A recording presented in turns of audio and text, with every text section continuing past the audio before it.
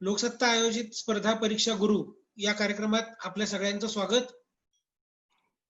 काही योगायोग कसे गमतीदार म्हणा किंवा वेगळे असतात.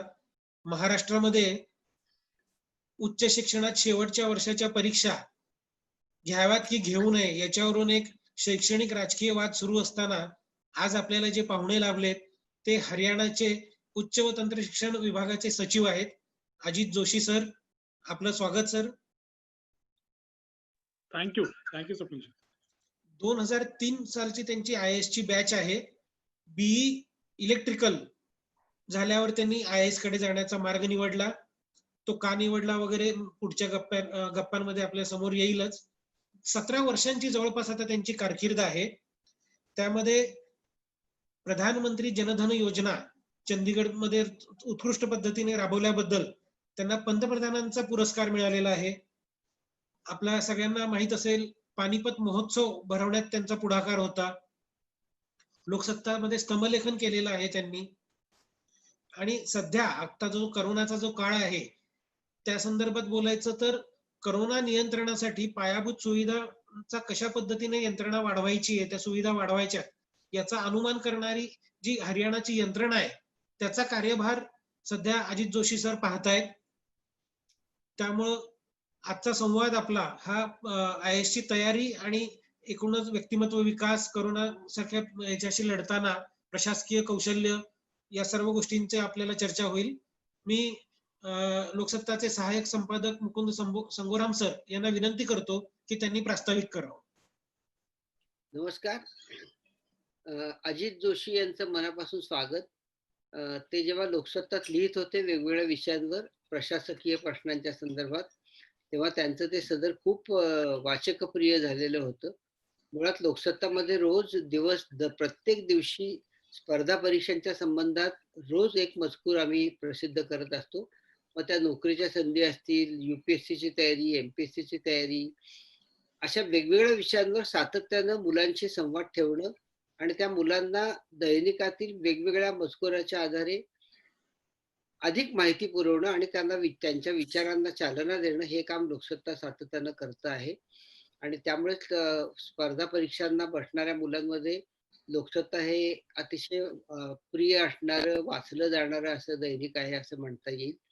त्यामुळे स्पर्धा परीक्षांचे हे जे सगळे प्रश्न आहेत, आता करोना काळामध्ये अभ्यास करावा असा वाटतो पण करता येत नाही, आणि करायचा असेल तर तो कसा करायचा, हाताशी पुस्तकं नाहीत, आजूबाजूला माणसं नाहीत, समोर इंटरनेटची व्यवस्था आहे पण त्या इंटरनेटच्या महाजालामध्ये असलेली वस्तू शोधायची कशी, माहिती शोधायची कशी, पुस्तकं मिळवायची कशी, इथपासून ते करोना काळामुळे आलेलं जे मानसिक दडपण आहे त्यातून बाहेर कसं पडायचं आणि स्पर्धा परीक्षांच्या तयारीला कसं लागायचं, अशा अनेक प्रश्नांना आज आपण भिडणार आहोत. माझे सहकारी सौरभ कुलश्रेष्ठ आणि स्वाती केतकर हे दोघं या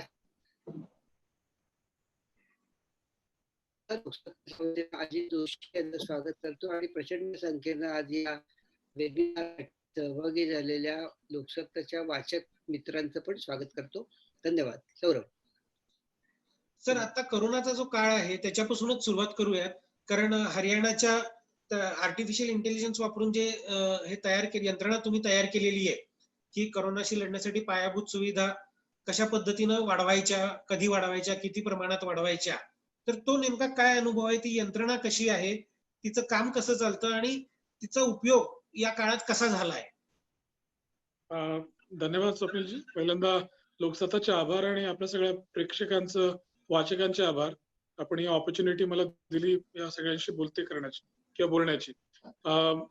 प्रश्न तुम्ही विचारला की करोनाच्या काळामध्ये डेटा हा कसा महत्वाचा ठरतोय. पूर्ण करोनाचं जर बघितलं आता तर पूर्ण जगभरातच प्रेडिक्शन हा एक खूप महत्वाचा विषय झालाय.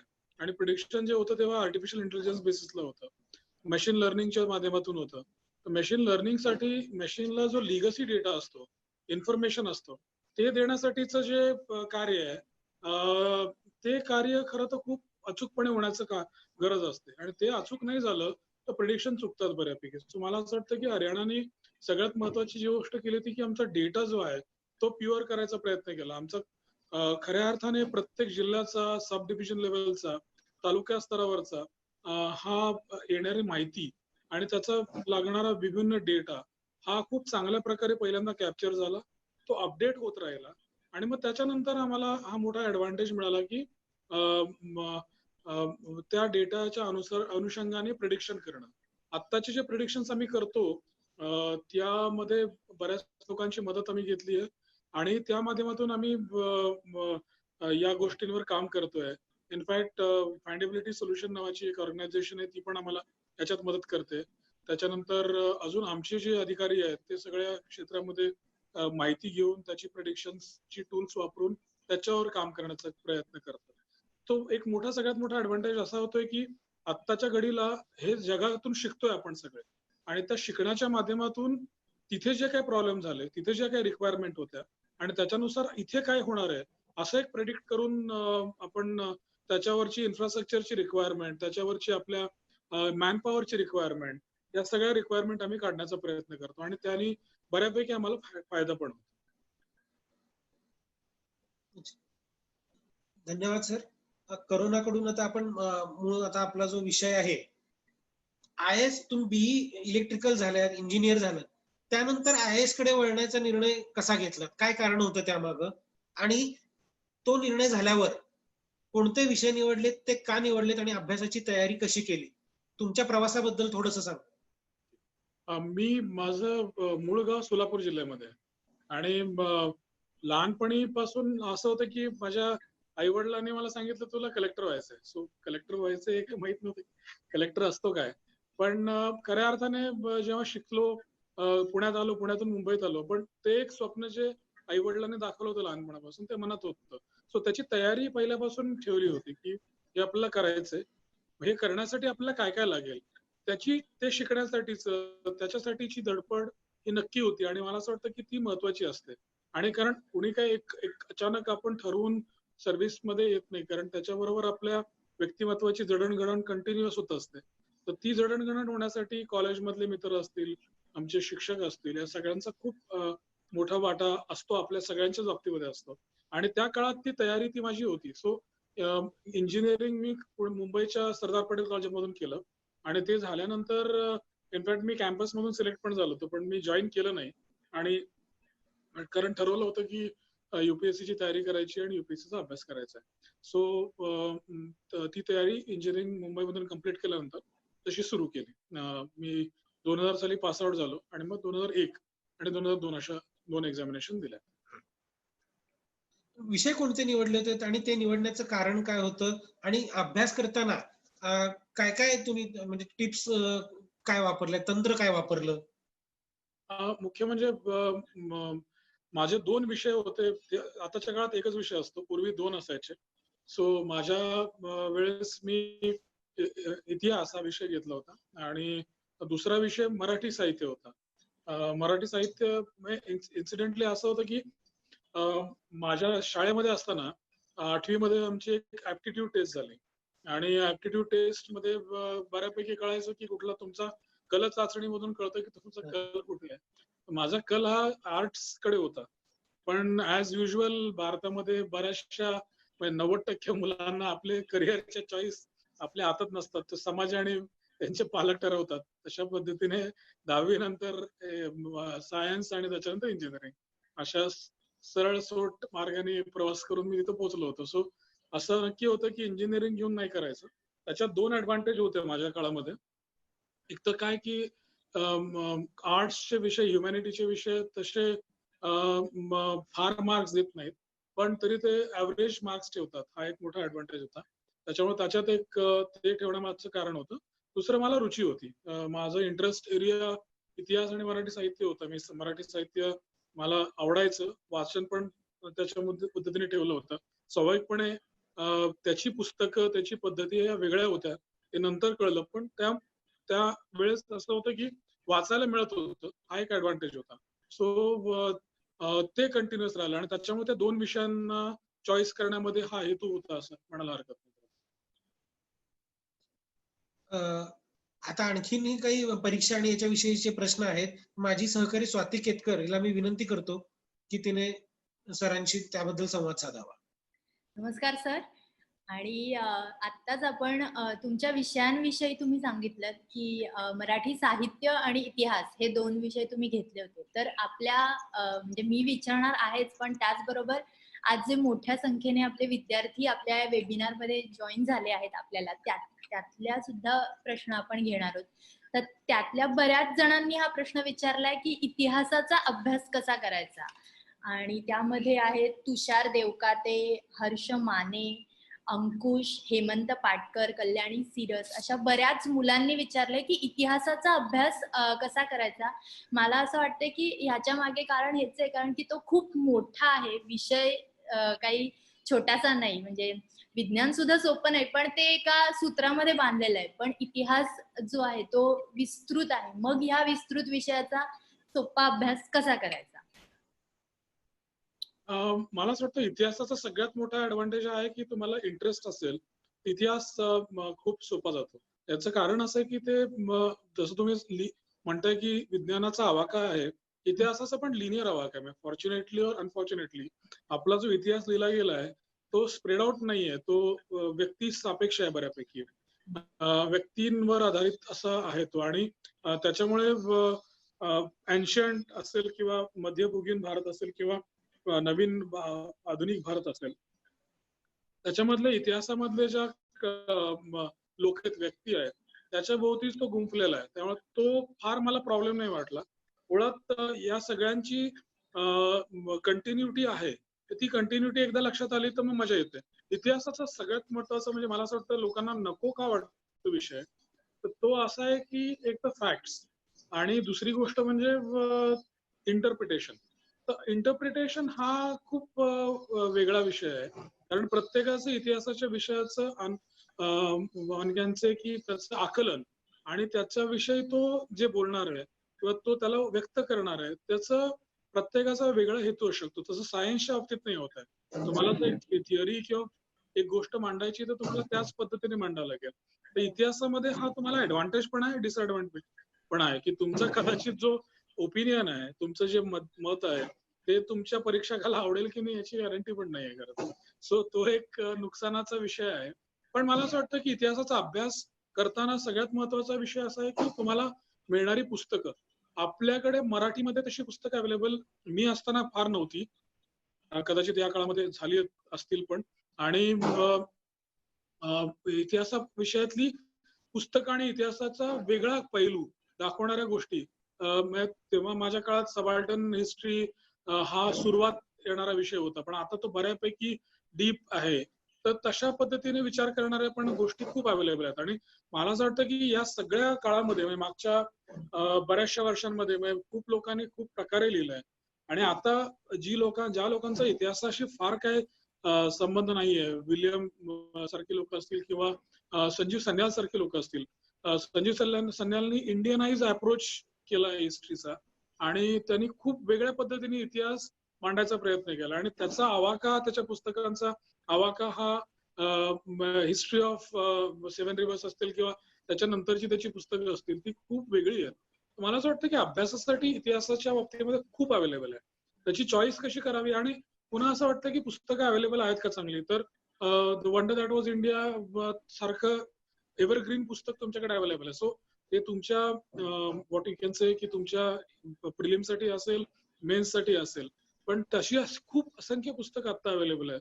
आणि इंटरनेटच्या काळामध्ये तर इतिहासाच्या विषयामध्ये अभ्यासाला मिळणार नाहीत असं काहीच साधन अवेलेबल नाही आहे. मला असं वाटतं की खूप चांगला विषय. त्याच्यात एक नक्की आहे की वाहवत जायला लागत नाही, कारण आपल्याला सवय असते की व्यक्तीवर गेल्यानंतर मग त्याच्या किती डीपवर जायचं हे थोडस थांबायला पाहिजे. कारण मग एकेका लोकांवर खूप खूप गोष्टी लिहिलेल्या आहेत. सो त्याचं कुठपर्यंत जायचं याचा आपल्याला आकलन अनुभव असायला. एक मला नेहमी असं वाटतं की इतिहास आणि भाषा असे 2 महत्वाचे विषय तुम्ही घेतलेत आणि हे दोन्ही सर्जनाशी संबंधित असलेले विषय आहेत. क्रिएटिव्हिटीशी संबंधित विषय आहेत. इतिहास जरी आपण म्हणलो की सनावळीमध्ये लपलाय, पण इतिहासही तेवढाच क्रिएटिव्ह असतो. म्हणजे नवीन कागद आला की आधीचा इतिहास बदलतो. त्यामुळे हे या दोन्ही सर्जनशील गोष्टी एक्सप्लोअर करण्याची तुम्हाला इच्छा काय झाली असेल? म्हणजे तुम्ही मुळात जे शिक्षण घेतलं ते विज्ञान शाखेचं घेतलं, जे सरळ सोट आहे. 1+1 = 2च आहे. आणि इथं 1+1 बरोबर 11 पण होऊ शकतो. अशा अशा 2 विषयांकडे तुम्ही का वळलात? मला असं वाटलं की मुकुंदजी, याच्यात सगळ्यात महत्वाचा विषय असा होता की इतिहासामध्ये तुम्हाला स्वतःला व्यक्त होता येतं.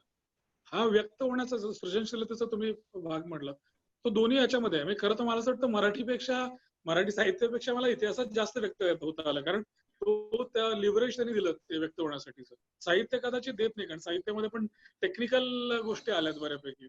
तर इतिहासामध्ये त्या नव्हत्या. आणि मुख्य म्हणजे साहित्यामुळे एक नक्की जाणवलं की साहित्याचा एक सगळ्यात मोठा ऍडव्हान्टेज आहे की ऍज अ ह्युमन बिईंग तुम्हाला ज्या गोष्टी इंटरनलाइज करता येत नाहीत त्या गोष्टी साहित्य वाचून तुम्हाला करता येतील. आणि हा एक मला खूप मोठा ऍडव्हान्टेज मिळाला की वाचून तुम्हाला त्या भूमिकांमध्ये जाता येणं, जे आयुष्य तुम्ही कधीच जगू शकत नव्हता.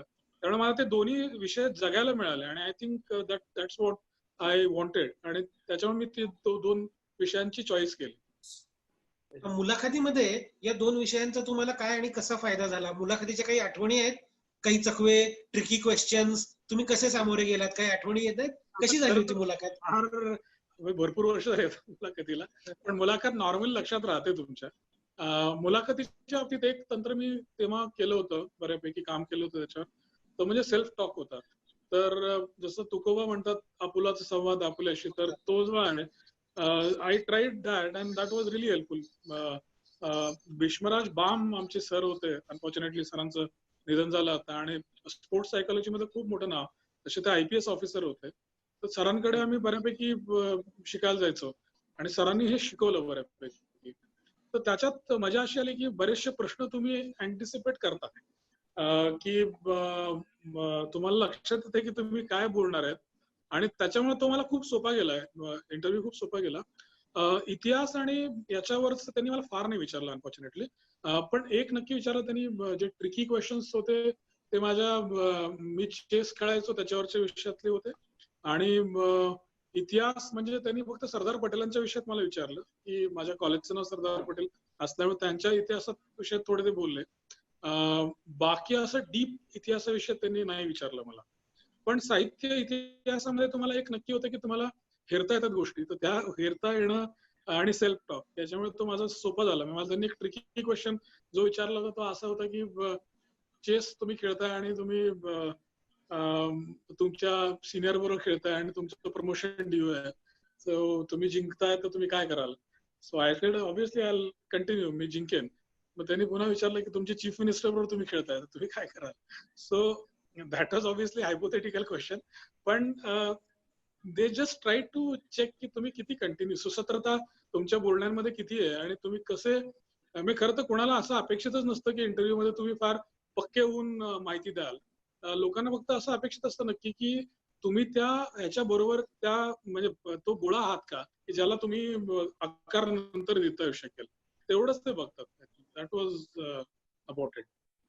नक्कीच. मगाशी आपण अभ्यास साहित्याविषयी बोलत होतो की इतिहासाचं अभ्यास साहित्य कसं निवडायचं याविषयी तुम्ही बोललात. पण एकूणच अभ्यास साहित्याविषयी काही वर्षापूर्वी अशी थोडीशी परिस्थिती होती की कशी मिळवायची पुस्तकं आणि कुठून मिळवायची.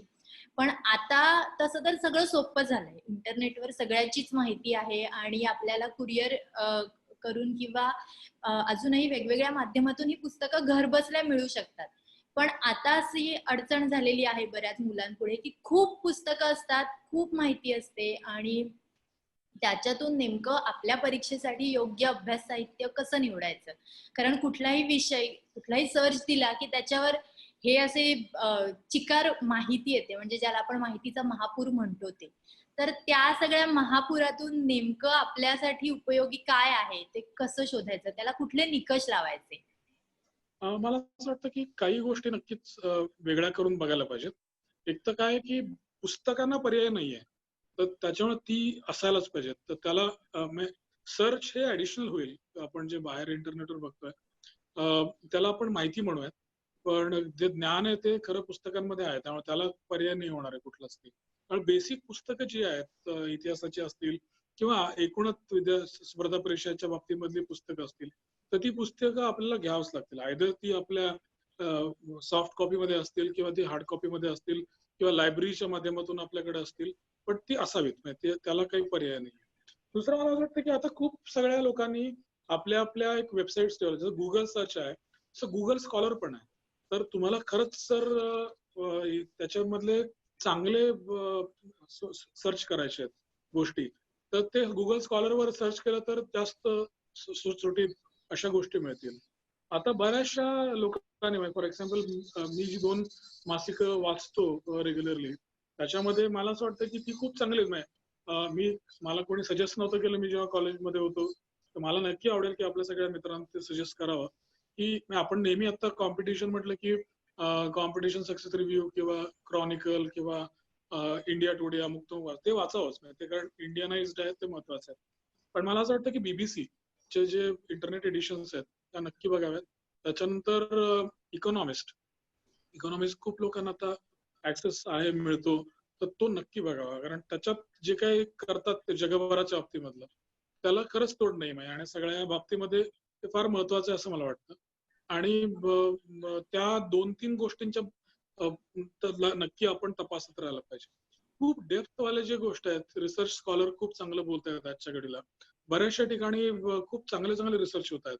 तर ते वाचायला मिळणं हे खूप महत्वाचं आहे. आणि मला असं वाटतं की तुम्ही सुद्धा तुमच्या सिरीज मधून ते लिहिताय, तुमच्या लोकसत्ताच्या किंवा अजूनही बाहेरच्या जगातून त्या गोष्टी मिळत आहेत, तर त्या खूप महत्वाच्या आहेत. आणि लेटेस्ट वरच्या गोष्टी आता बऱ्यापैकी डिजिटल एडिशन्स मधून लोकांना बघायला मिळत आहेत. सो बेसिक बुक्स आणि त्याच्यानंतर मग पुन्हा आपण तिकडे जाणं सर्च मध्ये, तर तेव्हा लिमिटेड सर्च ऑप्शन्स करावेत. आणि आपल्याला त्या लोकांची, आणि काय की खूप वेळा आपण माहिती जेव्हा घेतो मल्टिपल चॉईस क्वेश्चन्स मध्ये, चुकीचे रिसर्च वाचण्यात काही अर्थ नाही, कारण त्यात ऍक्च्युअली इनकरेक्ट असतील तर ते आपल्याला नुकसानदायक पण साबित होऊ शकतात. सो बेसिक इन्फॉर्मेशन आपली कन्फर्म असावी, पक्की असावी, आणि त्याच्यानंतरच मग बाकी गोष्टींना हात घालावा असं मला वाटतं. सर, UPSC, MPSC आणि एकूणच स्पर्धा परीक्षांसाठी जी मुलं तयारी करत असतात त्यांना कायम सांगितलं जातं की तुम्ही पेपर वाचायला हवा, जे की अगदीच बरोबर आहे. पण बऱ्याच मुलांना हा प्रश्न पडतो की पेपरमध्ये सगळ्या बातम्या असतात आणि त्या सगळ्या बातम्या वाचायला हव्यातच, पण मग त्याच्यातून आपल्याला नेमकं चालू घडामोडी हा विषय या परीक्षांसाठी खूप महत्वाचा आहे. त्यात तो पेपर सुद्धा मुलांसाठी खूप महत्वाचा ठरतो. तर मग आपल्या ह्या पेपरमध्ये नेमकं काय येईल ह्या सगळ्या बातम्यांमधलं, तर ह्याचा अंदाज बांधणं आणि त्याचं नेमकं काय तंत्र आहे? मला असं वाटतं की बऱ्याचशा बातम्या पॉलिटिकल असतात आपल्या, तर त्या बातम्यांचं तेवढं फार महत्व फॅक्च्युअल मल्टिपल चॉईस क्वेश्चनना नसणार आहे, तर ते अवॉइड करायला पाहिजे. हे जे लेख आहेत, जसं तुम्ही आता गिरीजींनी सुरू केलेलं कोविडस्कोप होतं, मी ते नाही वाचतो, इट इज व्हेरी एनरिचिंग. असे जे आर्टिकल जे एक्सप्लेन्ड आहेत, ओपिनियटेड आहेत, तर त्या आर्टिकल्सना नक्की हात घालायला पाहिजे. तर ते कुठून तरी व्हायला पाहिजे मुळात. त्याच्यानंतर फॅक्च्युअल इन्फॉर्मेशन ज्या आहेत त्या कुठे सोडता कामा नये. इकॉनॉमीच्या बाबतीत असतील काय, किंवा त्या स्पोर्ट्सच्या बाबतीत असतील काय, तर त्या नक्की वाचाव्या. आणि मग बाकी तुम्हाला वाटतं तेव्हा संपादकीय असेल ते वाचा. बऱ्याचशा पेपर्स खूप चांगल्या आता डिटेल रिसर्च करून गोष्टी म्हणतायत, त्या नक्की वाचायला पाहिजेत. आणि खूप पेपर वाचायला पाहिजेत. बऱ्याच वेळा मुलं फक्त एक पेपर वाचून थांबतात, 1 किंवा 2 पेपर वाचून. मला असं वाटतं की जितके जास्त पेपर्स त्यांना वाचायला मिळतील आणि सवय लागेल, तर दॅट्स युजफुल, हेल्पफुल आहे ते. मला आठवतं मी कलेक्टर असताना आम्ही 16-17 न्यूजपेपर वाचायचो आम्ही, की ते काय आलंय तुमच्या लोकल एडिशन्स आणि बाकी तुमच्या जिल्ह्याविषयी काय बाहेर वाटतंय किंवा बाहेर काय बोललं जातंय, असं यू हॅव टू अंडरस्टँड. तुम्हाला ते बेसिक अंडरस्टँडिंग तुम्हाला त्या विषयातल्या गोष्टींच्या असणं अपेक्षित आहे, ते असावंच म्हणजे. नक्कीच.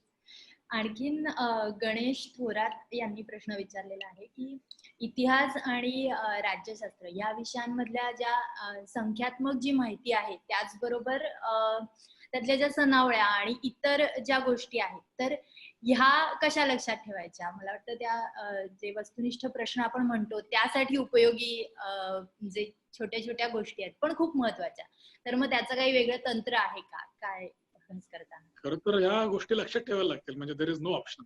आम्ही त्याचं बऱ्यापैकी आम्ही अभ्यास, भूषण मी एकत्र अभ्यास करायचो, नितीन भूषण आणि मी. मग आम्ही असं ठरवलं होतं की प्रत्येकाने त्याचं काहीतरी वेगळं लक्षात येण्याजोगं काही कविता करता येईल का, किंवा त्याच्या काही स्टोरीज बनवता येतील का, अशा करून ते केलं होतं. माणिक म्हणून आमची एक सिनियर होती, तिने काही नोट्स काढल्या होत्या, तर त्याचा मला खूप फायदा झाला. याच्या बाबतीत नक्की फॅक्च्युअल बाबतीत इतिहासात तर चूक होता कामा नये, कारण इतिहास हा फॅक्च्युअल दृष्टिकोनातून 2-3 हजार BC पर्यंतच माहिती आहे, तेवढंच आपण लक्षात ठेवायला पाहिजे. त्याच्या आधीच लक्षात ठेवण्याची गरज नाही आहे. सो तेवढ्या गोष्टी लक्षात राहतील खरं तर. आणि मला असं वाटतं पुनरावृत्ती इतिहासामध्ये इतिहासाचं रिव्हिजन हा एक खूप महत्वाचा. फॅक्च्युअल गोष्टी लक्षात ठेवण्यामागचा हेतू त्याच्या लिंक्स करणं, कारण बऱ्याचशा राजांची नावं सारखी आहेत भारतामध्ये. कारण आपल्या घरात पण असं असतं की आजोबांचं नाव नातवाला ठेवलं जातं किंवा त्याच्यानंतर खाली ठेवलं जातं, तर ते लक्षात ठेवायला पाहिजे. आणि मग त्याच्यानुसार त्याचा एक बेंचमार्क, की त्यांनी काय केलं, त्यांनी काय बघितलं, किंवा त्याच्या काळात महत्वाचं काय झालं, हे जेव्हा बघायला मजा येईल त्याच्यामध्ये, असं मला असं वाटतं. फॉर एक्झाम्पल आता त्याला लिंक जोडता यायला पाहिजे. जसं मगाशी मुकुंदराव म्हटले, तसं मला इतिहास आणि साहित्याचा खूप मोठा ऍडव्हान्टेज आला. म्हणजे रची जेव्हा लिहायचे तेव्हा ते लोक साहित्यावर लिहायचे, आणि लोकसाहित्यावर लिहिता लिहिता ते इतिहासात कधी जायचे, त्याच्यानंतर पुन्हा साहित्यात यायचे, आणि मग ती जी लिंक बघायची जी मजा होते. म्हणजे मला आठवतं, मी आणि माझी पत्नी दोघंही पोस्टेड होतो जिंद मधून, एक जिल्हा आहे जिंद मध्ये. तेव्हा प्रधानमंत्र्यांनी अशी अपील केली होती की तुम्ही गॅझेटियर्स वाचायला पाहिजेत मुलांनी. सो रिरायटिंग ऑफ गॅझेटियर्स, कारण ब्रिटिश काळात गॅझेटियर लिहिली गेली, तर रिरायटिंग ऑफ गॅझेटियर हा विषय झाला. तर जिल्हा गॅझेटियरचं आम्ही फोटो गॅझेटियरच्या कॉन्सेप्टने ते लिहिलं. आणि तेव्हा जेव्हा फिरलो तेव्हा एका गावात गेलो, तर गावात मंदिर होतं जंगलामध्ये, आणि त्या जंगलातल्या मंदिरामध्ये त्याच्यामध्ये खंडोबा, म्हणजे त्या जंगलामध्ये शिवजीचं मंदिर होतं, शंकराचं मंदिर होतं. आणि तो शंकराचं मंदिर जो होतं त्याच्यात तो शंकरचा अवतार होता, तो घोड्यावर येतो, त्याच्या बायको त्याच्या घोड्यावर बसलेली असते, आणि त्याला हळदी खूप प्रिय आहे, आणि त्याचं नाव, गावाचं नाव आहे खंडवागलेश्वर. सो आपल्याकडचा खंडोबा आणि तो, याच्यात काही अंतर नाही, कारण ते सिमिलरिटी आहे. तर ती जी कंटिन्युटी ऑफ हिस्ट्री आहे, आणि ती इतिहासाला, साहित्य आणि इतिहासाची इंटरनलायझेशन जी आहे समाजामधली, ती जर एकदा कळाली तर मग ते लक्षात राहणं फॅक्ट फार अवघड होत नाही, मला असं वाटतं. कारण ही आपल्या समोर दिसत असते, म्हणजे इतिहास असतोच, म्हणजे तो कंटिन्यू असतो. फॉर एक्झाम्पल, मी ज्या पुस्तकाच्या विषयात बोलत होतो, त्या जिल्ह्यामध्ये जी एक गावाचं नाव होतं सर्पदमन म्हणून, जिथे जन्मेजयची कथा आहे, तर तिथे त्या गावामध्ये त्याचं नाव सफीद वाता. तर 2000 वर्ष जुनी भिंत उभी आहे, आणि त्याच्यावर आता अजूनही दुकानं चाललेली आहेत. तुम्हाला ती जी दिसायला पाहिजे, म्हणजे जसं संजीव सन्याल म्हणतो की मदुराईमध्ये त्या तमिळ संगम लिटरेचर मध्ये शिला पडिकरम असेल, किंवा अजून बाकी त्यांची लिटरेचर्स असतील, त्याच्यामधल्या मीनाक्षी मंदिरापुढच्या किंवा मदुराईच्या मंदिरांच्या समोरच्या दुकानांची जी यादी दिली आहे, तीही अजूनही सेमच आहे. तिथे जेव्हा सोनाराचं दुकान तेव्हा होतं, तर आजही ते असं. इतकी कंटिन्युटी इतिहासाची हे जगात कुठे नाही, आणि I think that is mesmerising. म्हणजे याला धागा पुढचा पकडून सांगतो तुम्हाला मी, की त्या जिल्ह्यामध्ये मी असताना एक मेजर एक्सकॅव्हेशन आता सुरू होतं एक 5-6 वर्षाखाली, आणि पुण्याची आपली संस्था आहे डेक्कन कॉलेज, सगळ्यात महत्वाचं एक्सकॅव्हेशन आणि या सगळ्यातलं काम तेच करतात. तर डॉक्टर वसंत शिंदे आणि त्यांची टीम तिथे आली होती.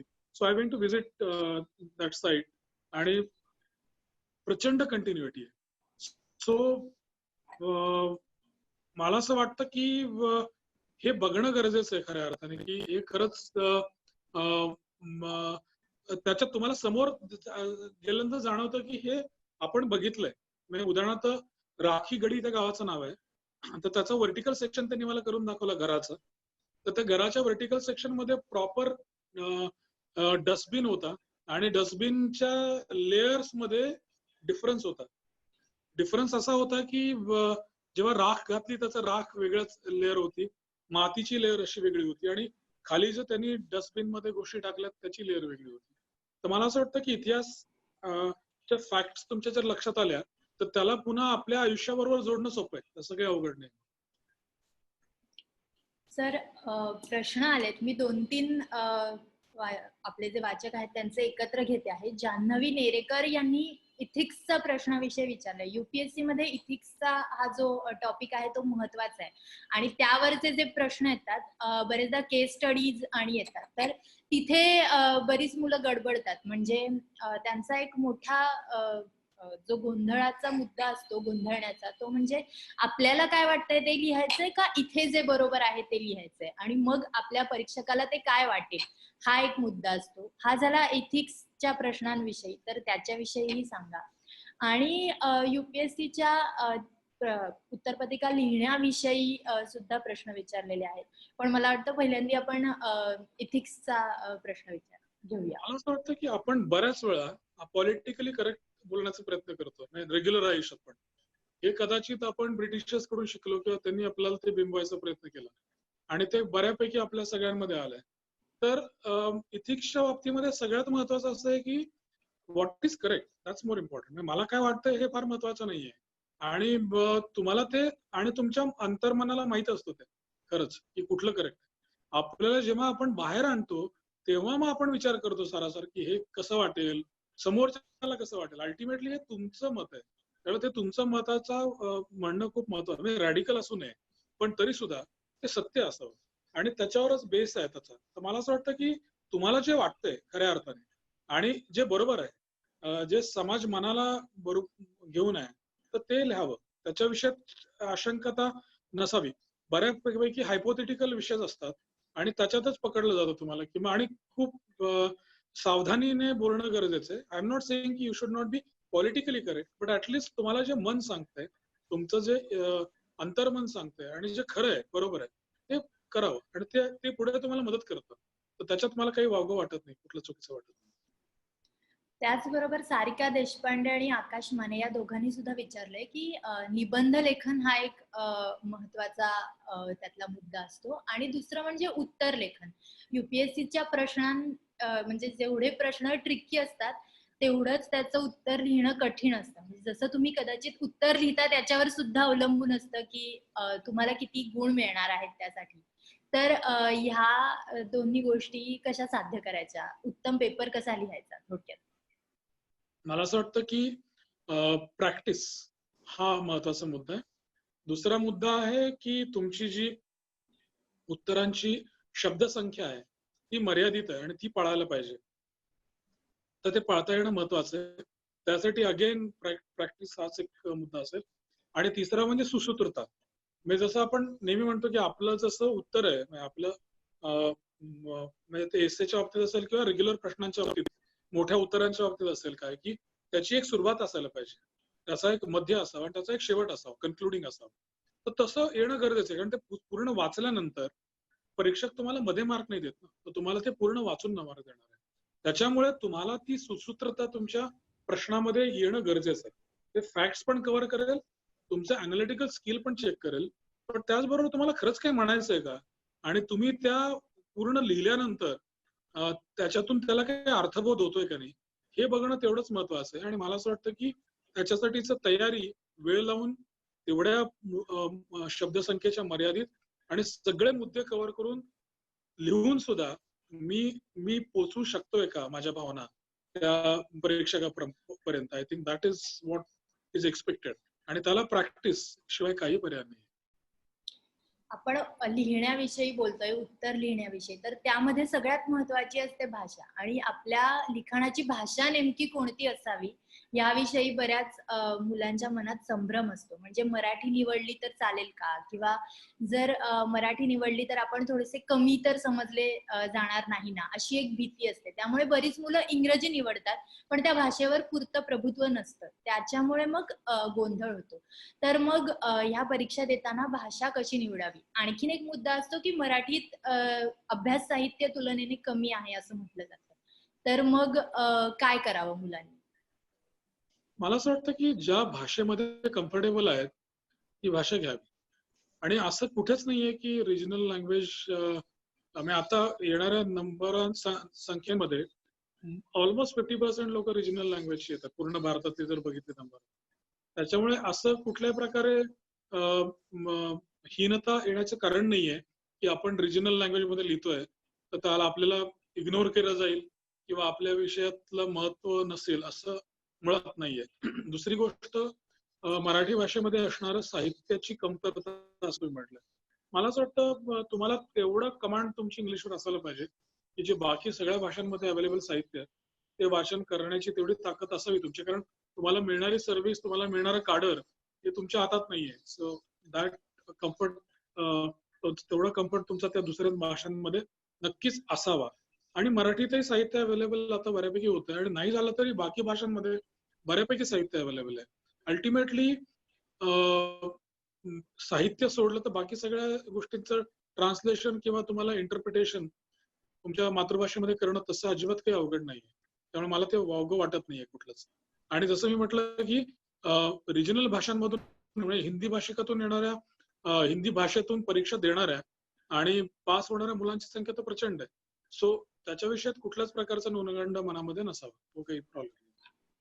नक्कीच सर. या स्पर्धा परीक्षा देणाऱ्या मुलांची संख्या आणि त्यामध्ये निवडल्या जाणाऱ्या मुलांची संख्या हे प्रमाण नेहमीच व्यस्त असतं. त्याच्यामुळे स्पर्धा सुद्धा प्रचंड आहे. तर मग या स्पर्धेला तोंड कशा पद्धतीने द्यायचं? आणि साईप्रसाद परब यांनी प्रश्न विचारलाय की प्लॅन बी विषयी नेहमीच बोललं जातं, पण मग हा प्लॅन बी नेमका कसा तयार करायचा जेणेकरून तो आपल्या आत्ताच्या अभ्यासाला सुद्धा पूरक ठरेल आणि त्याचबरोबर तो एक वेगळा प्लॅन म्हणून सुद्धा चांगला राहील? ठीक आहे, मी पहिल्यांदा दुसरा प्रश्न घेतो. प्लॅन बी म्हणजे काय? तर मला असं वाटतं की युपीएससीच्या बाबतीमध्ये प्लॅन बी हा फार नसतो. कारण तुम्ही झालात तर क्लिअर होता, नाही तर मग तुम्ही पहिल्यापासून सुरू होता. सो हे पहिल्यापासून आहे अगदी. त्याला तुम्ही मागच्या वेळेस इंटरव्ह्यू पर्यंत गेलात तरी त्याला काही अर्थ नाही किंवा ते काही तुमच्यासाठीचं क्रेडिट नाही.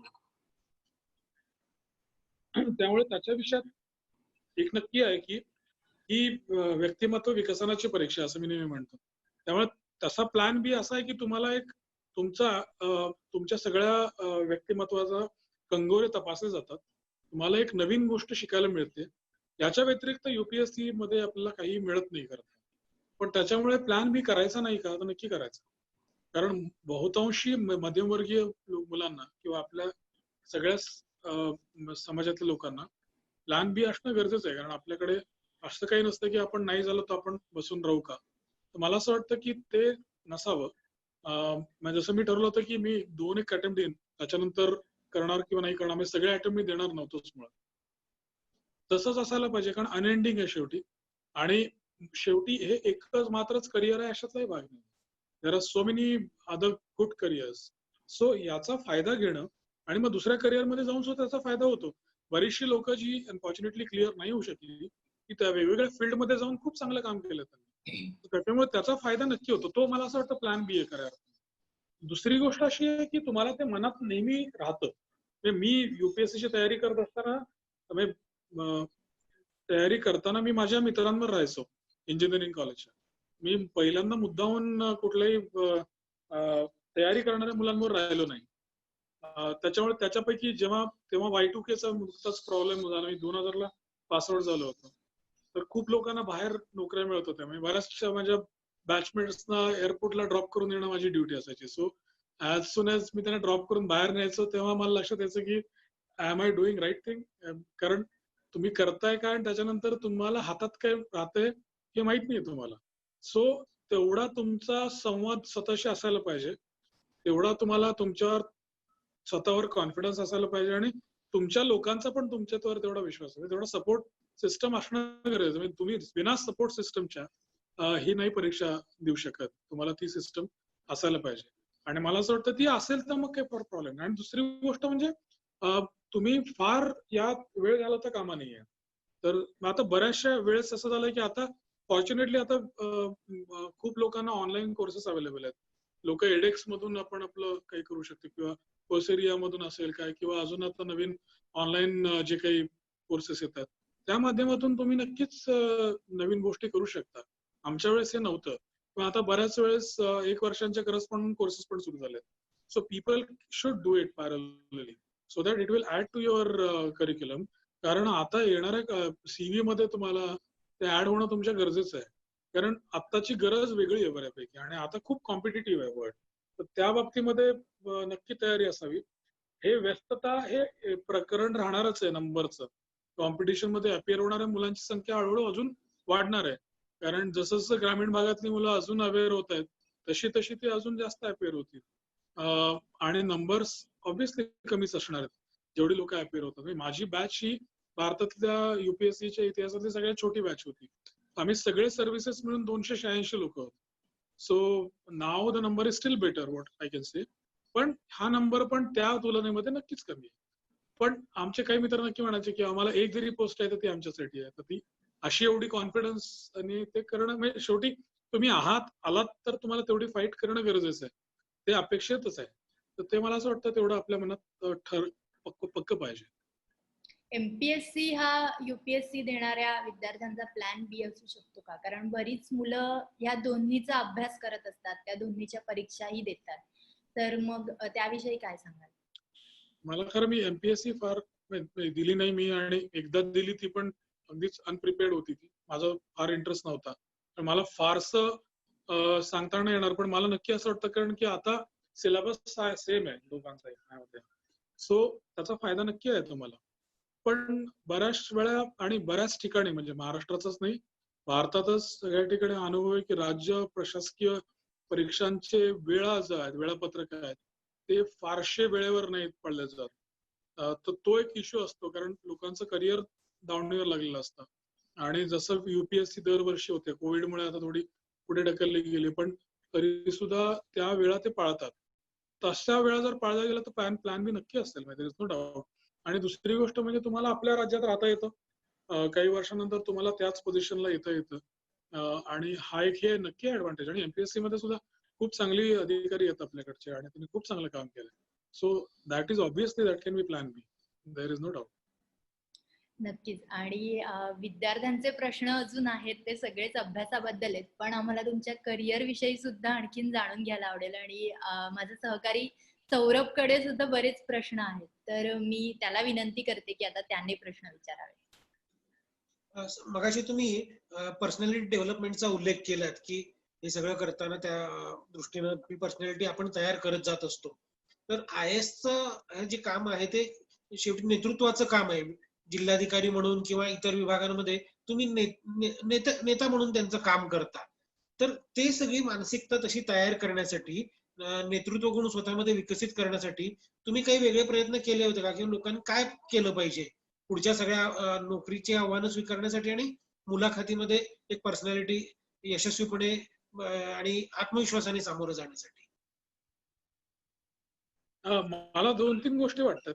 खरं तर नेतृत्व गुण ही कला असतेच आणि ती हळूहळू विकसत होत जाते. मी कॉलेजमध्ये असताना मी स्टुडंट पॉलिटिक्स मध्ये होतो त्यामुळे मला त्याच्या विषयात मला प्रॉब्लेम वाटत नाहीये फार. पण मला असं वाटतं की ती जी गोष्ट आहे ती हळूहळू डेव्हलप होते आणि त्यासाठीचा प्रयत्न नक्कीच करावा लागतो. मग ती वक्तृत्व कलांमधून येईल तुमच्याकडे साहित्य वाचनातून येईल. ती हळूहळू प्रगल्भतेकडे घेऊन जाते तुम्हाला.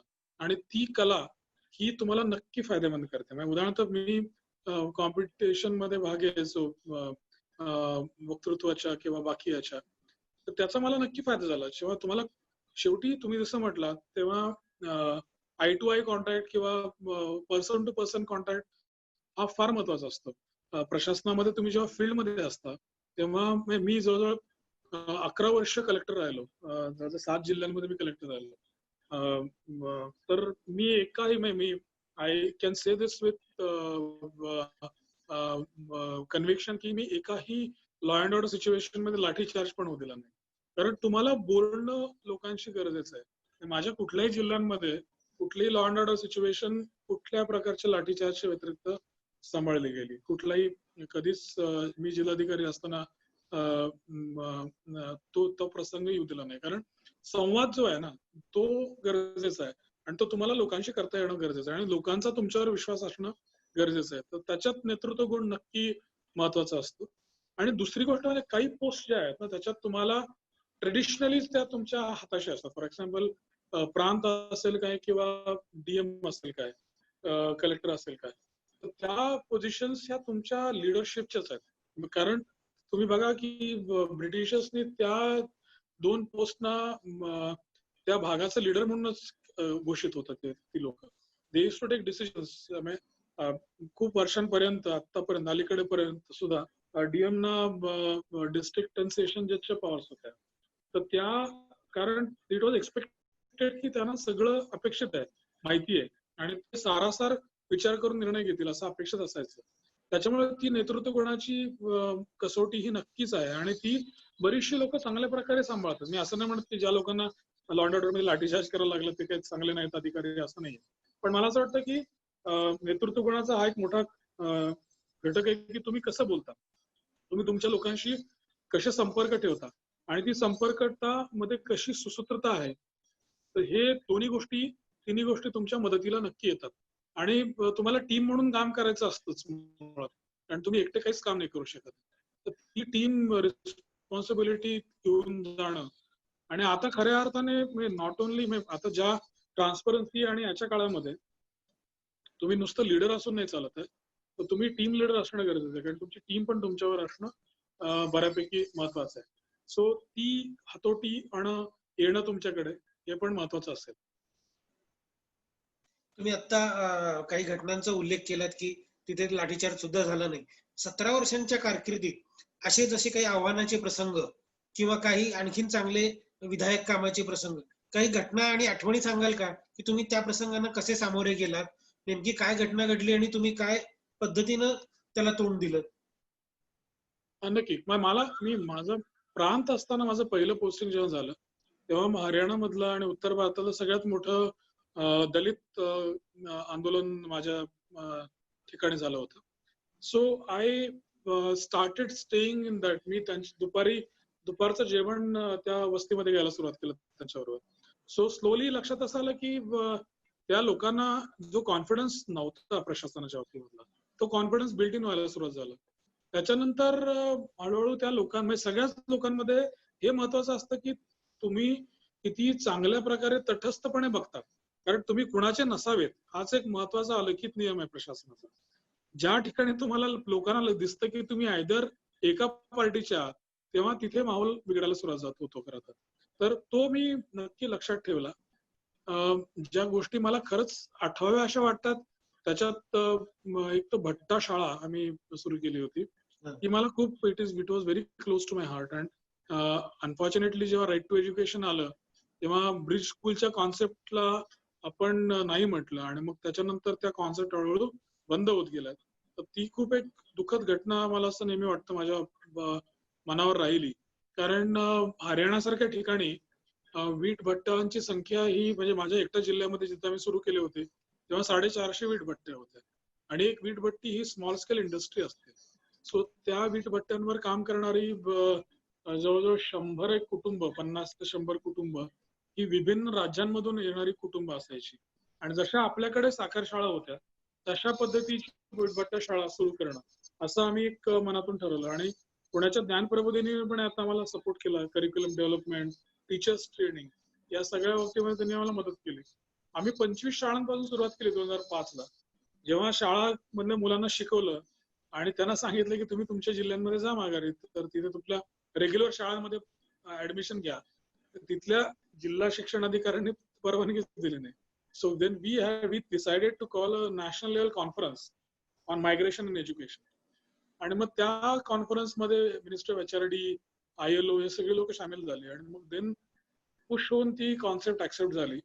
एका ऍट वन्स जेव्हा हे पीकवर होतं सगळ्या शाळा बिफोर RT याच्या आधी आम्ही 2100 शाळा रन करत होतो हरियाणामध्ये गव्हर्नमेंट.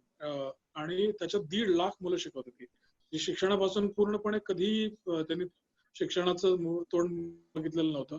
आणि या शाळा बंद झाल्यानंतर अशीच लाखो मुलं या शाळाच्या ऑप्शन पासून वंचित झाले असं मला नक्की वाटतं. सो तो एक प्रयत्न मला वाटतं की खूप मला दिलासा देऊन गेला.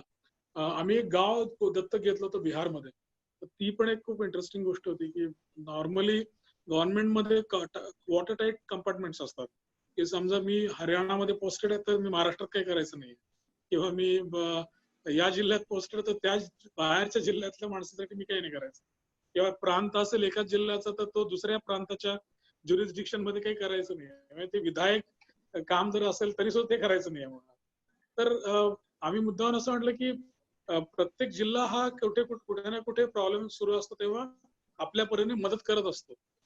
तर आम्ही म्हटलं की कंबल वाटण्यापेक्षा आपण काहीतरी कॉन्क्रीट करूयात. सो आम्ही as a team we decided to adopt a village and that was totally a new concept की एका दुसऱ्या राज्यातला एक जिल्हा आपलं राज्य सोडून एका जिल्ह्यामध्ये जातो आणि तिथे गाव दत्तक घेतो. तर आम्ही जेव्हा गाव दत्तक घेतलं त्या बिहारमधलं माझा बॅचमेट होता नितीश कुमारांचा OSD तेव्हा 2008 ची गोष्ट आहे. आणि आम्ही जिल्ह्यातल्या प्रत्येक लोकांना असं अपील केलं की तुम्ही दुपारचं एक वेळचं जेवण जेवू नका आणि काही 1 रुपया 2 रुपये जे काही जमतील ते द्या आम्हाला. सो लोकांनी मुलांनी सगळ्यांनी मिळून त्यावेळेस आम्हाला 1,43 लाख रुपये डोनेट केले. And then we took team of 5 engineers आणि आमचे 5 इंजिनियर्स त्या गावात राहिले. आम्ही एक मुसेहरी म्हणून गाव दत्तक घेतलं होतं. ते बेसिकली मुसेहरी शहापूर म्हणून गाव होतं. मुसेहरी इज अ कम्युनिटी आणि ते बिहारमधली खूपच गरीब आणि हे हो. मुशक खाऊन जगणारी त्या अर्थाने ते मुसहरी नाव तयार झालेलं आहे. ते आम्ही गाव पूर्ण रिहॅबिलिटेट केलं. तर त्याचा वेगळा खूप अनुभव होता. तर मला असं वाटतं की you really get an opportunity या सर्व्हिसमध्ये सगळ्यात मोठा. आणि मला कधीच असं म्हणजे जेव्हा आम्ही पुन्हा पहिल्यांदा शेअरच केलं नाही गव्हर्नमेंटशी की आम्ही असं काय करतो. कारण तुम्ही गव्हर्नमेंटला विचारलं असतं तर गव्हर्नमेंटने सांगितलं असतं तुमच्या ज्युरिडिक्शन मध्ये नाही. So we adopted we constructed and then I went to chief minister to request him की सर तुम्ही आम्ही गेलाय तुम्ही लॉन्च करायला चाल. आज chief minister was very nice. त्यांनी मग ते आले. नितीश कुमार पण तेव्हा आले. दोन्ही चीफ मिनिस्टर बिहारचे आणि हरियाणाचे ते गाव लॉन्च केलं होतं. आणि इट वॉज रिली म्हणजे तुम्ही या सर्व्हिसचा सगळ्यात मोठा ऍडव्हान्टेज आहे की तुम्हाला जे हवंय चांगल्या प्रकारे ते नक्की करू शकता. म्हणजे तुम्हाला तेवढं फ्रीडम कुठल्याच सर्व्हिसमध्ये नाहीये. हे मात्र नक्की आहे की या सिव्हिल सर्व्हिसेसचा सगळ्यात मोठा ऍडव्हान्टेज आहे की तुम्हाला जे चांगलं करायचंय ते करण्यासाठी तुम्हाला कोणी थांबवू शकत नाही. शेवटच्या माणसाला साठी न्याय द्यायचा आहे किंवा कुणी हात बांधलेले नाहीये त्याच्यामध्ये. मगाशी एक मोठा विषय असा झाला होता की खूप स्पर्धा वाढली आहे आता आणि खूप लोक इच्छुक आहेत आणि स्पर्धा कठीण होत चालली आहे. मग अशा वेळी तुमच्या दृष्टीनं स्पर्धा परीक्षांमध्ये यशस्वी होण्यासाठी सूत्र काय आहे? मला असं वाटतं फोकस असणं. बरीचशी मुलं फोकस नाहीयेत अनफॉर्च्युनेटली. जेव्हा आपण परीक्षा देतो तेव्हा ती आपण द्यायची म्हणून देतो. खूप मुलं मला अशी भेटली की जी 3ऱ्या 4थ्या अटेम्प्ट नंतर क्लिअर झाली. कारण पहिले 1-2 अटेम्प्ट ते असेच दिले तर त्याला अर्थ नाहीये. कारण आपली वर्ष तर तेवढीच जातात. तर या परीक्षा वर्षातून एकदा होते आणि एक परीक्षा म्हणजे जवळ 2 वर्ष. तुम्ही फॉर्म भरण्यापासून तुमचा इंटरव्ह्यूचा रिझल्ट लागेपर्यंत 2 वर्ष जातात.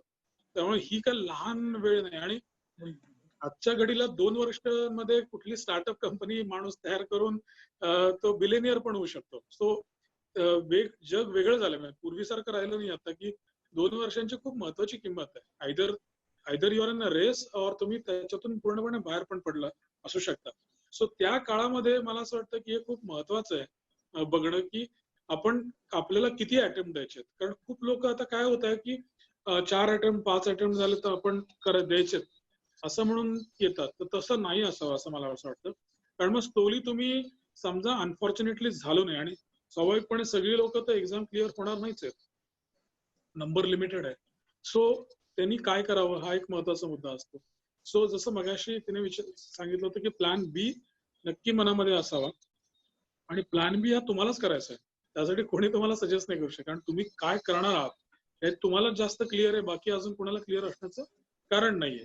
So I would personally think की फोकस असणं, नंबर ऑफ अटेम्प्ट किती द्यायचे ते क्लिअर असणं, सब्जेक्टची क्लॅरिटी असणं. कारण खूप टॅलेंटेड मुलं असतात पण ते अनफॉर्च्युनेटली त्या सब्जेक्टच्या भोवऱ्यात फसून राहतात आणि ती क्लॅरिटी आपल्याला असणं गरजेचं आहे. आणि सगळ्यात शेवटी म्हणेन की काही भाग हा तुमच्या भाग्याचा सुद्धा आहे. मी सुपरफिशियली किंवा असं बोलत नाही पण मी मनापासून बोलतोय की त्याच्यात कोणी हात धरू शकत नाही पण थोडा तुमच्या लकचा पण भाग याच्यामध्ये नक्की असतो. सो तुम्ही झालाच नाही तर तुम्ही स्वतःला हे नक्की मनापासून ठेवावं की आपण झालो नाही म्हणजे आपण संपलोत का असं नाही. सो ह्याच्यात थोडा बहुत तुमच्या भाग्याचा पण भाग नक्की आहे. So I would again request की तयारी पूर्ण असावी आणि जसं म्हणतात की तुम्ही पूर्ण तयारी करा आणि एक्सपेक्ट की वर्स तुमचं एक्सपेक्ट करा, तसं करायला पाहिजे. कारण याच्यात खूप अनसर्टन्टी आहे. त्याच्यामुळे तुम्ही स्वतःला सांभाळून घेत जाणं हे पण गरजेचं आहे मला असं वाटतं. एवढ्या मोठ्या व्यापामध्ये असताना रोज नवी आव्हानं आहेत, कामाचा व्याप असतो, ताणतणाव असतात. तुम्ही स्वतःला कसे फिट ठेवता? मानसिक आरोग्य ज्याला आपण मेंटल फिटनेस म्हणू, त्या पद्धत ते कसं जपता आणि स्वतःला नवी ऊर्जा देण्यासाठी तुम्ही काय करता? मला इंटरेस्टिंग गोष्टी नेहमी अशा वाटतात की हे खूप चॅलेंजिंग आहे आणि दररोज तुम्हाला प्रशासनात चॅलेंज असतं. तुम्ही स्वतःला रुटीन केलं तर मग तुम्हाला त्रास होतो. And I like to take challenges. So मला असं वाटतं की ते तुम्हाला खूप एव्हरग्रीन ठेवतं. नवीन गोष्टी करायला मला खूप आवडतं आणि मी करत राहतो ते. आणि बऱ्याच वेळा असं होतं की खूप म्हणजे तुम्ही 100 गोष्टी ट्राय केल्या तर 50 गोष्टी होणारही नाहीत. पण मग ते झालं तरी तुम्ही नाही झालं तरी मायूस नाही होत आहेत, कारण तुमच्या 50 गोष्टी तर झालेल्या असतात. सो पॅरलली तुम्ही ह्या गोष्टी करत राहणं असं मला असं वाटतं. मेंटली फिट राहणं हे खूप गरजेचं आहे आजच्या काळामध्ये. आणि मला असं वाटतं की आपण खूप वेळ घालवतोय सोशल मीडिया, अमुक तमुक आणि या सगळ्यांमध्ये. आणि इन्फॉर्मेशन हीच एक साध्य झालंय आपलं. तर ते खरं साध्य नाहीये. म्हणजे माहिती फक्त साध्य नाहीये, तर त्याच्यातून काय मिळणार आहे हे कुठेच तपासलं जात नाहीये. तर मला असं वाटतं की ते तपासणं गरजेचं आहे. ते पहिल्यांदा म्हणजे ते युपीएससीच्या अभ्यासात पण तेवढंच महत्वाचं आहे आणि डे टू डे लाईफ मध्ये पण महत्वाचं आहे. कारण मानसिक स्वास्थ्य नसेल तर तुम्ही नाही करू शकणार परफॉर्म. आणि ते महत्वाचं आहे खूप. जसं मी पहिल्यांदा म्हटलं होतं की तो स्वतःचा संवाद स्वतःशी असणं, कारण तोच तुम्हाला सांगू शकतो बऱ्यापैकी. या सर्व्हिसमध्ये तर असं आहे की लोक एवढी फ्लॅटरी करतात की तुम्हाला खरंच कळत नाही की तुम्ही बरोबर आहात की चुकीचं आहे. माझं वजन जेव्हा 2-3 किलोने वाढतं तेव्हा कोणीतरी येऊन सांगतो, सर आप बहुत स्लिम हो गए. तो आता ते तुम्ही किती मनावर घ्यायचंय हे तुमच्यावर डिपेंड आहे. त्यामुळे तुम्ही ते लक्षात घेऊनच चालायचं की हे जे काय बोलतायत हे किती लक्षात सिरियसली घ्यायचंय आणि आपल्याला काय वाटतं आपल्या विषयात, आपण खरंच ठीक आहोत का, आपण बरोबर करतोय का, हे आपल्याशी बोलत राहणं खूप गरजेचं आहे. आणि तो बोलणारा संवाद हा नक्की असावा, तर तो यशाकडे येऊन जातो. स्वाती, प्रश्न खूप वाढतायत वाचकांचे. हो. तेजस ताजणे आणि ऋषिकेश पुंड यांनी विचारलेलं आहे की टाइम मॅनेजमेंट कशी साधता, वेळेचं म्हणजे त्याचं व्यवस्थापन कसं करता तुम्ही, कसं केलं होतं अभ्यासाच्या बाबतीत पण आणि त्यानंतर सुद्धा काम करताना? युपीएससी तर पूर्णपणे टाइम मॅनेजमेंटची परीक्षा आहे आणि तुम्हाला ती पहिले उलट सुरुवात करावं लागेल. तुम्हाला पूर्णपणे तयारी कशी करायची, कधी दिवस आधी करायची, किती रिव्हिजन्स व्हायला पाहिजेत, काय वाचायचं. आणि कदाचित आता सिलेबस आणि पद्धती चेंज झाल्यामुळे करंट अफेअर्स महत्वाचं असल्यामुळे करंट अफेअर्स हे कंटिन्युअसली चेंज होणारं गोष्ट आहे. तर त्याला कशी तोंड द्यायचं, तर त्याच्या बाबतीतला टाइम मॅनेजमेंट हा नक्की महत्वाचा आहे. खूप लोक म्हणतात की 16 तास काम करावं लागेल, 18 तास करावं लागेल, 14 तास अभ्यास करावा लागेल. डिपेंड्स. मला असं वाटतं की तुम्ही स्वतःला कसं घडवलंय त्याच्यानुसार तुम्ही बघत असतात. कारण प्रत्येक जण काही एकाच क्षणी उठून ठरवतो की मी आजपासून टाइम मॅनेजमेंट करणार आहे, असं होत नाही ते. तर तुम्हाला ती स्वतःला सवय लावून ठेवावं लागेल आणि ती सवय नक्की पुढे काम मदत पडते. मला आता एकतर हे परीक्षेच्या बाबतीत झालं. म्हणजे आमचे चीफ सेक्रेटरी होते ते ओल्ड स्कूलचे होते बऱ्यापैकी. आता खूप लोक गुगल कॅलेंडर मध्ये लिहून ठेवतात की अमुक तारखेला असं करायचंय. तर ही ते आमचे त्यांनी जर 15 दिवसांमध्ये सांगितलंय की हे रिपोर्ट पाहिजे, तर 15व्या दिवशी सकाळी त्यांचा फोन येणार आणि ते विचारायचे की मी असं सांगितलं होतं, तुम्ही असं बोलला होता आणि मला रिपोर्ट आला नाही. सो आम्हाला खूप आश्चर्य वाटायचं की हे कसं काय, कुठल्या we all use to think की कुठला ऍप आहे, याला जरा ते डाउनलोड करून घेता येईल का. देन त्यांची रिटायरमेंटच्या पार्टीच्या दिवशी मग आम्ही त्यांना विचारलं की सर तुम्ही, आमचा प्रश्न असा आहे की हे सगळं ठीक आहे, तुम्ही तुमचं सगळं कर्तृत्व फार मोठं आहे, पण तुम्ही आम्हाला सांगा तुम्ही हे कसं काय तुमच्या लक्षात राहायचं. तर ही सेड एक told us a very interesting thing की ज्या दिवशी ते आम्हाला फोन करायचे त्या दिवशी त्यांनी जे काम लिहिलेलं असायचं ते ज्या दिवशी तुम्हाला ते डेडलाईन द्यायच्या त्या कागदावर ते लिहून ठेवायचे त्या तारखेच्या, की मला आज फोन करायचा आहे आणि या गोष्टी बोललोय. It was a very simple method आणि त्या मी तुम्हाला विचारणार आहे. सो आय थिंक या सगळ्या गोष्टी शिकण्यासारख्या आहेत खूप. तर त्याच्यातूनच आपलं घडत असतं. आणि टाइम मॅनेजमेंट तसंच तुम्हाला फॉलो करायला, कारण वेळापत्रक करणं हे सारखं कुठलाही चांगला टाइमपास नाहीये.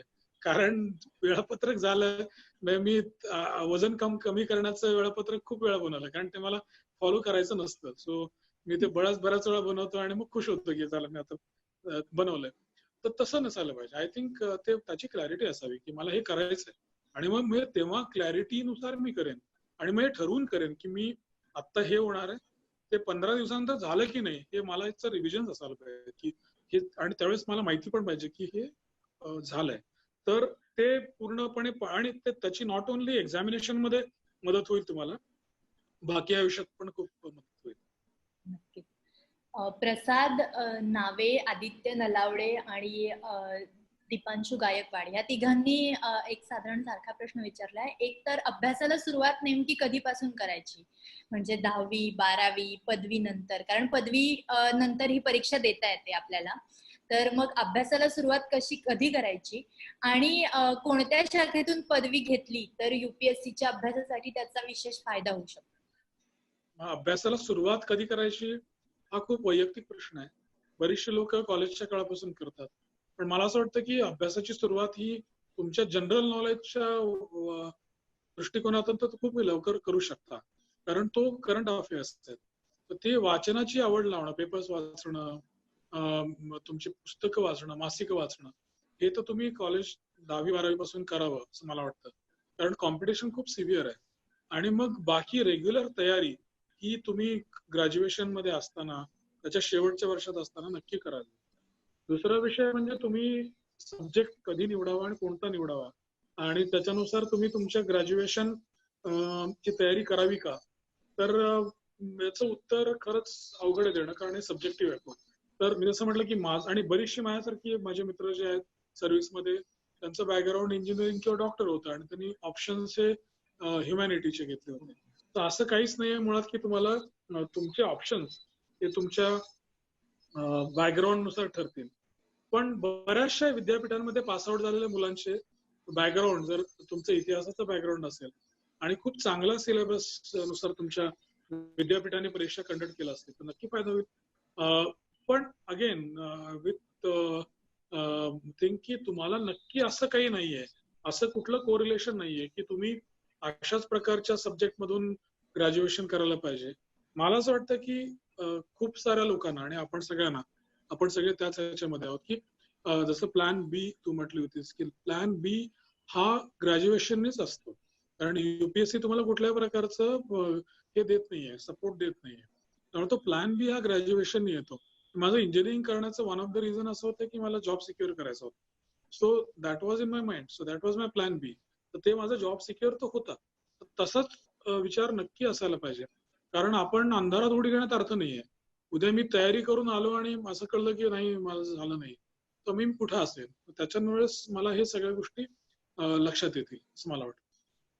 आता तुम्ही तुमच्या इंजिनिअरिंग बद्दल सांगितलं आणि इंजिनिअरिंगचे विषय आणि तुम्ही जे घेतले होते मुख्य साहित्य आणि इतिहास हे पूर्ण वेगळे आहेत परत.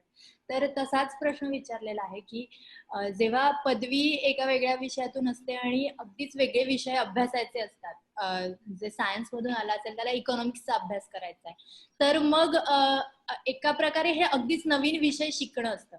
तर त्याचा थेट UPSC साठी अभ्यास करताना नेमक्या काय ट्रिक्स वापरायच्या एखादा अगदीच नवीन विषय शिकताना, कारण तुम्ही सुद्धा याच्यातून गेलेले आहात. नाही, जसं मी पहिल्यांदा म्हटलं की विषय निवडीमध्ये सगळ्यात महत्वाचे घटक 2 आहेत. एक तर आहे की त्याचा सिलेबस, त्याचा अभ्यास, त्याची पुस्तकं ही तुमच्या आसपास असायला पाहिजेत. नाहीतर मी समजा पाली साहित्य घेतलं आणि माझ्याकडे त्याची पुस्तकच नाहीत तर त्याचा काही उपयोग नाहीये. आणि दुसरं म्हणजे माझा इंटरेस्ट असायला पाहिजे. नाही तर मग मला तो सोपा वाटतोय त्याच्या अभ्यासक्रमानुसार किंवा एक्झामिनेशन मध्ये जे काही सिलेबस आहे त्याच्यानुसार, त्याला अर्थ नाहीये. त्याच्या विषयातला माझा डीप इंटरेस्ट पाहिजे. कारण जसं मगाशी म्हटलं, बऱ्याचशा मुलांचे अटेम्प्ट खराब याच्यामुळे होतात की ही लोक तय नाहीत करत पहिल्यांदा, आणि मग ते धरसोड प्रवृत्तीने मग शेवटी कॉन्फिडन्सचा पण मुद्दा असतो. त्यामुळे तुमची महत्वाची वर्ष आयुष्यातली वाया घालवायची आहेत का आपण? नाही. तर मग त्याला ती तयारी पूर्णपणे असायला पाहिजे आपली, की आपण काय करणार आहोत.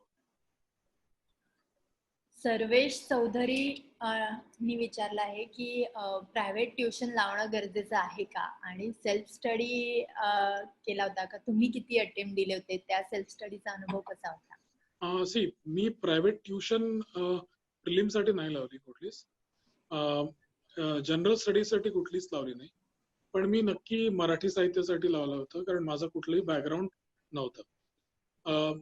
त्याच्या व्यतिरिक्त तुमच्याकडे SISC सारखी संस्था आहे जी एवढी महत्वाची आहे. त्याच्यानंतर बऱ्याचशी लोक आता खूप प्रायव्हेट क्लासेस तुमच्या महाराष्ट्रामध्ये खूप आता करतायत.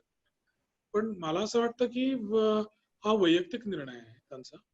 आणि दुसरी गोष्ट म्हणजे अभ्यास हा तुम्ही करू शकता. So that is the decision. हा तुम्ही करावा, पण वैयक्तिकरित्या हा प्रत्येकाचा निर्णय, आणि जर सगळ्या गोष्टी अवेलेबल असतील तुमच्याकडे तर त्याची गरजही खऱ्या अर्थाने पडणार.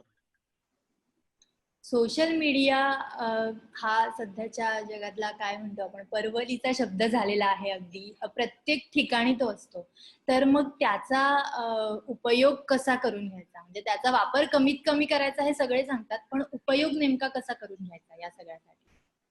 ऍक्च्युली ते खूप अवघड आहे, कारण त्याचं आता खूप लोक ऍडिक्टिव्ह झाले आहेत मुळात. आणि मी मी फेसबुक किंवा ट्विटरवर मुद्दामून नाहीये, किंवा मी व्हॉट्सअपवर याच्यामुळे आलो की आजकाल बरेचसे रिपोर्ट मला गव्हर्नमेंटमध्ये व्हॉट्सअपवर मागवायला लागतात. सो मला असं वाटतं की खूप टाइम कन्झ्युमिंग आहे, कारण तुमचा टाइम तेवढाच आहे. तर तयारी करताना तर ते खरंच गरजेचं नाहीये. मला असं वाटतं ग्रुप डिस्कशन वगैरेसाठी खूप चांगलं असू शकेल ते. तुमचे व्हॉट्सअप ग्रुप होऊन किंवा अजून वेगवेगळ्या सोशल मीडिया मधले जे ग्रुप्स आहेत त्याच्यावर डिस्कशनसाठी तुम्हाला खूप फायदा होईल त्याचा, पण त्याचा लिमिटेड यूज व्हायला पाहिजे. तर मला असं वाटतं की ते नक्की करावं आपण, आणि त्याच्यानंतर आपण बाकी गोष्टी. मला आता एक खूप सुंदर पुस्तक आलंय फ्रेडमनचं, थँक्यू फॉर बिंग लेट म्हणून. तर त्याच्यात तो म्हणतो की मला वेळच नाही मिळत स्वतःसाठी, तर सोशल मीडियाने तो वेळ ऑक्युपाय केलाय, तर तो वेळ आपल्याला स्वतःसाठी वापरायला पाहिजे खरं तर. आणि सोशल मीडियामुळे खूप कन्फ्युजन काय होत आहेत की सोशल मीडियामध्ये जी इन्फॉर्मेशन आहे ती इन डेप्थ नाहीये. ती कदाचित बऱ्याच ठिकाणी असेल किंवा प्रायव्हेट युजर मध्ये असेल, पण सर्क्युलेशन मध्ये जे असतं किंवा फॉरवर्डेड मध्ये जे असतात त्याच्या फॅक्च्युअल इन्फॉर्मेशन विषयी पण साशंकता आहे, आणि त्याच्या सत्यतेविषयी पण खूप विषय आहेत. मला असं वाटतं त्याचा वापर किती करायचा आहे तर ते बघायला पाहिजे. So I think that has to be thought of. तर त्याच्यावर कंट्रोल तर पाहिजेच, पण त्याचा वापर चांगल्या प्रकारे करणं. मी आता खूप वेस्टर्न कंट्रीजमध्ये किंवा भारतात सुद्धा खूप लोकांनी आता डिजिटायझेशन सुरू केलेलं आहे, की ते आता सॅटर्डे संडेला सोशल मीडिया नाहीत, बंद करून ठेवतात, किंवा आता या गोष्टी सगळ्या सुरू झाल्यात. तेव्हा त्याचा वापर अतिवापर हा नक्कीच त्रासदायक असेल, आणि विशेषकर विद्यार्थ्यांना तर नक्कीच असू शकेल.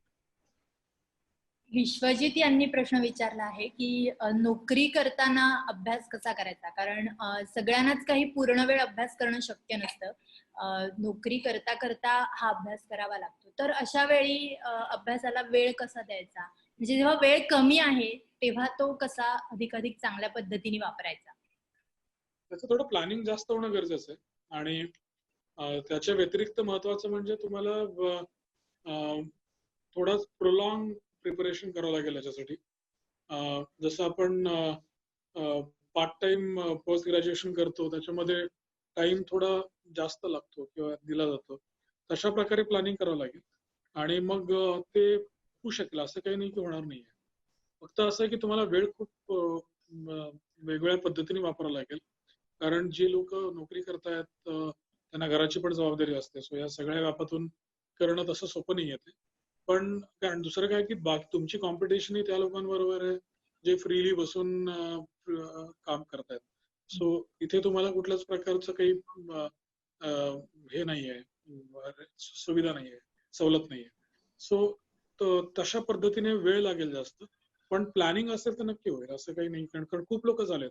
अशातला काही भाग नाही की लोकांनी नोकरी न करता केल्यात, अशातला भाग नाही. परीक्षा जवळ असताना लोक सुट्ट्या घेतात आणि मग तयारी करतात. पण बाकी खूप लोकांनी इन सर्व्हिस असताना प्रिपरेशन्स केल्यात आणि पास पण झाले.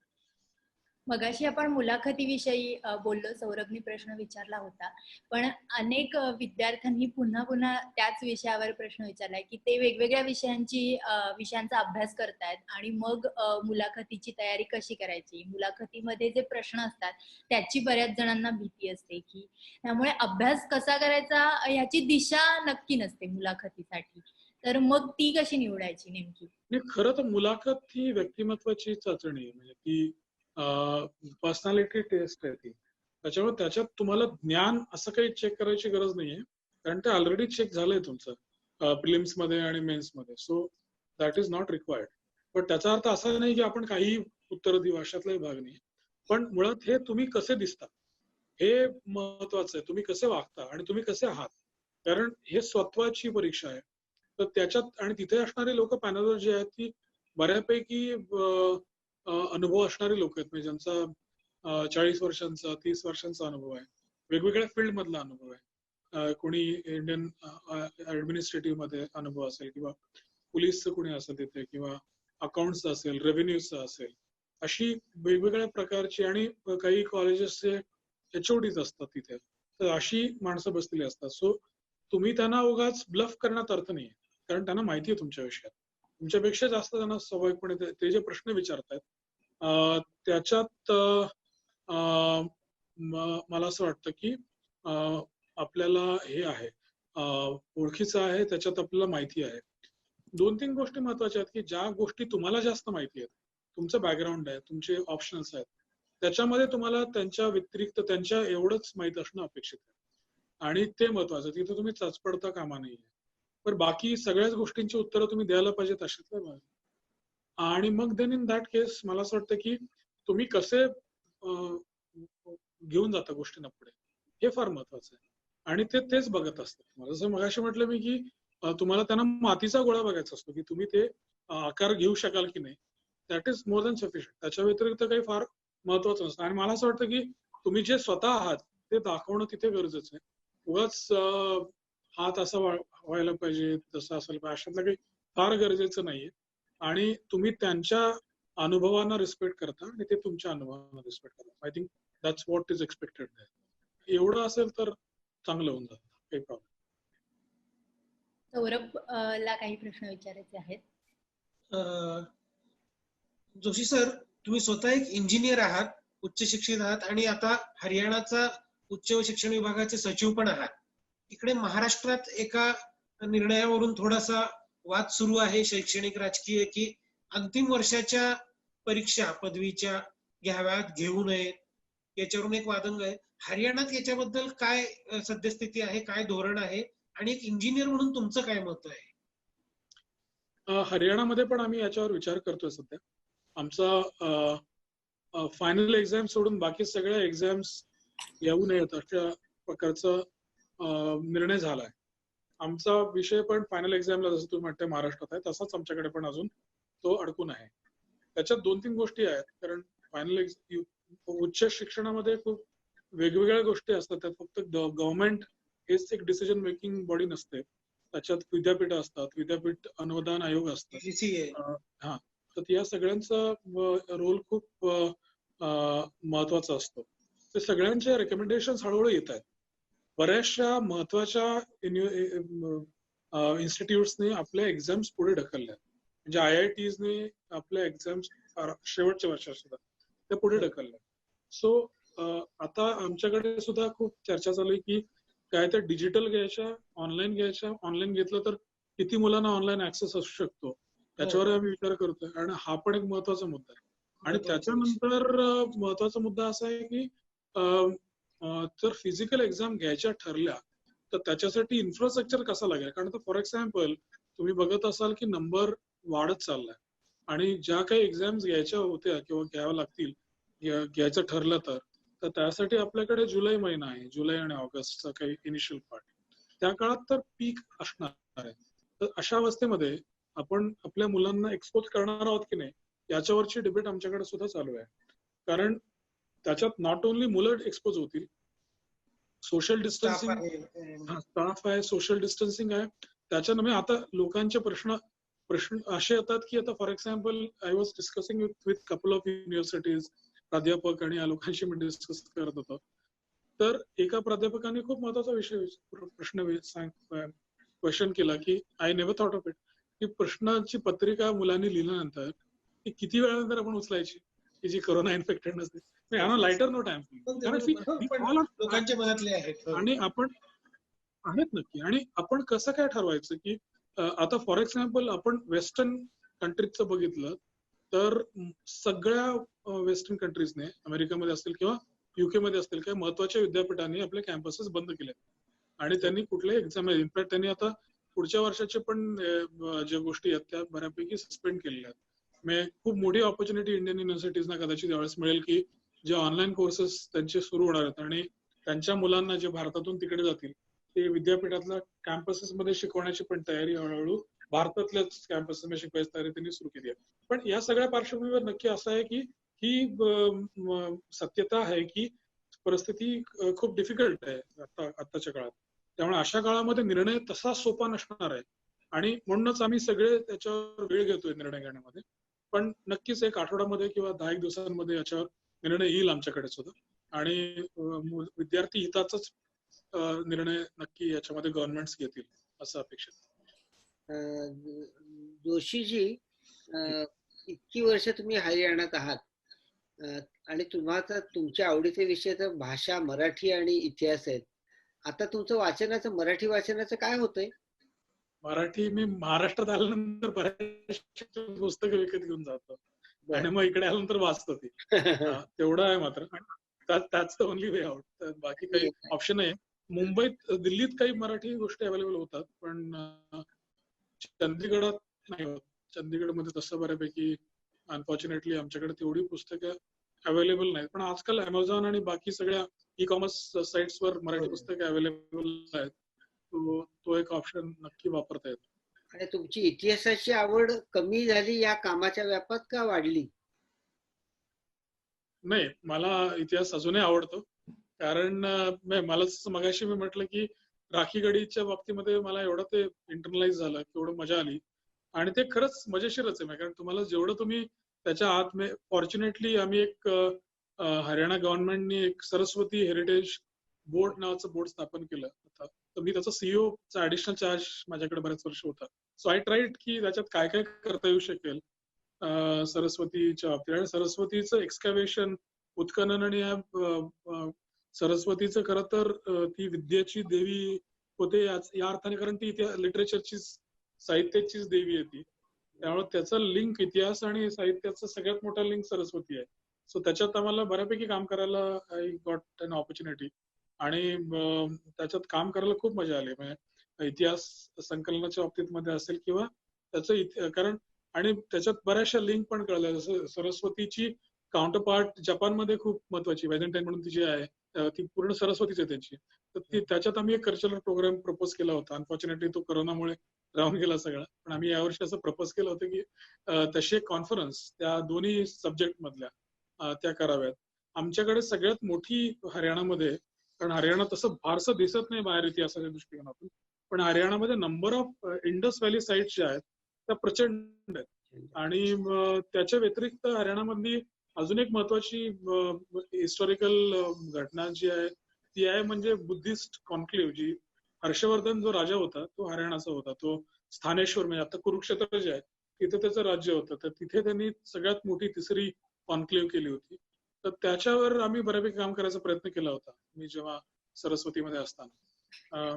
पण अनुभव चांगला आहे आणि इतिहासाशी जोडता येणं, जोडलं जाणं हे होऊ शकलं. आणि पानिपतावर मला दोन्ही इतिहास, महाराष्ट्र आणि हरियाणाचा जोडायची एक संधी मिळाली.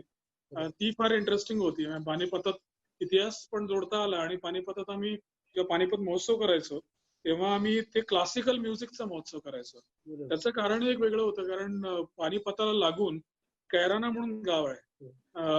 तर ते उत्तर प्रदेशमध्ये आहे. ते किराणा घराण्याचं उगम आहे. आणि आता तिथं संगीताच्या नावाने काहीच होत नाही. सो वी थॉट की why can't we think of it. आणि ते बॉर्डरवर आहे, सो त्याला आम्ही जोडून हे करत होतो. थँक्यू. धन्यवाद. धन्यवाद. स्वाती.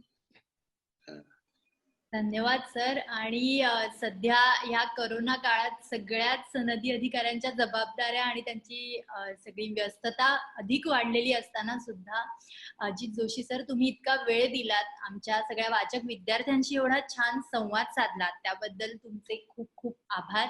त्याचबरोबर लोकसत्ताचे आपले जे सगळे वाचक ह्या आपल्या वेबसंवादामध्ये सहभागी झाले होते, त्या सगळ्यांचेही आभार. कारण तुमच्यासाठीच हे आहे आपल्याला. आणि आज जवळपास 100च्या घरात अजून सुद्धा प्रश्न चालू आहेत, तर इतके प्रश्न सुद्धा मुलांनी आपल्याला विचारलेले आहेत, त्यामुळे त्यांचे आभार. आणि माझे सहकारी संगोराम सर आणि सौरभ दोघांचेही आभार.